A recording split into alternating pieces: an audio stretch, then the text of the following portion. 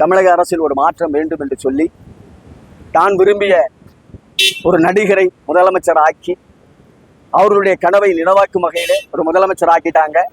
ஆனால் அந்த இளைஞர்கள், ஓட்டு போட்ட இளைஞர்களுக்கெல்லாம் முதல்வர் தக்க ஒரு சன்மானத்தை கொடுத்ததை போல ஊபியினுடைய தனியார் நிறுவனத்திற்கு ஒப்பந்தம் போட்டிருக்கிறாங்க. அந்த ஒப்பந்தம் தமிழக போக்குவரத்து துறையிலே நடத்துனாக இருக்கக்கூடிய அனைவர்களுக்கும் வேலைவாய்ப்பை உருவாக்குவதற்காகத்தான்.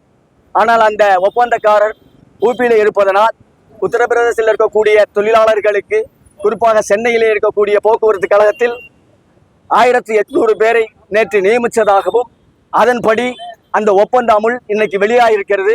அந்த அடிப்படையில் இது ஒரு மாபெரும் தமிழக மக்களுக்கு, தமிழக இளைஞர்களுக்கு செய்யக்கூடிய ஒரு துரோகம்.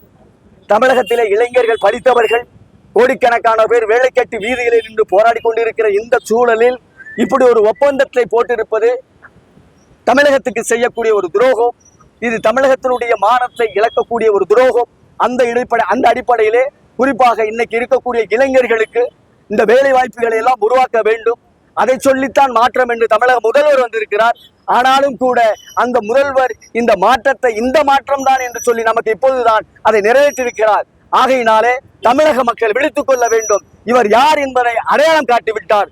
இந்த அடையாளத்தை வைத்துக் கொண்டு தமிழக முதல்வரை பதவியிலிருந்து நீக்க வேண்டும் என்று சொல்லி நாங்கள் சொல்லுகிறோம். அந்த அடிப்படையில் இந்த ஆர்ப்பாட்டத்தை நாங்கள் தொடங்கி இருக்கிறோம்.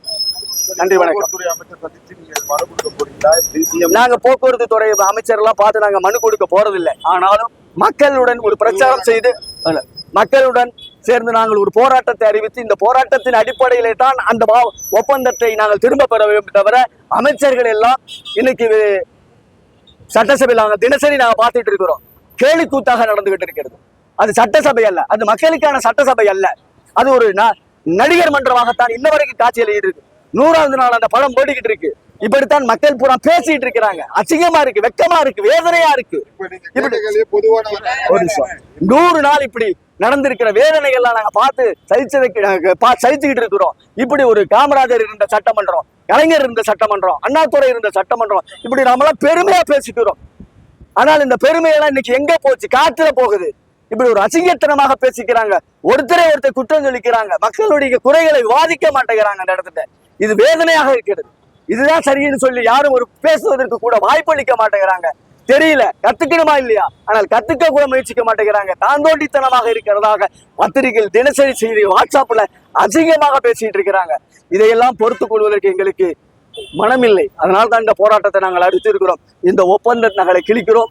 முதலமைச்சர் உடனடியாக இந்த ஒப்பந்தத்தை வாபஸ் பண்ணிட்டு தமிழக இளைஞர்களுக்கு வேலை வாய்ப்பை கொடுக்கணும்னு சொல்லி நாங்கள் இந்த ஆர்ப்பாட்டத்தில் வாயகம்.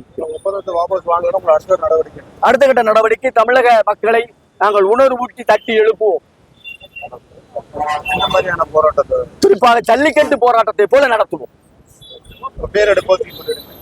என்னுடைய போஸ்டிங் மக்கள் கலை இலக்கிய கழகம் மாநில ஒருங்கிணைப்பாளர் தோழர் ஜீவா.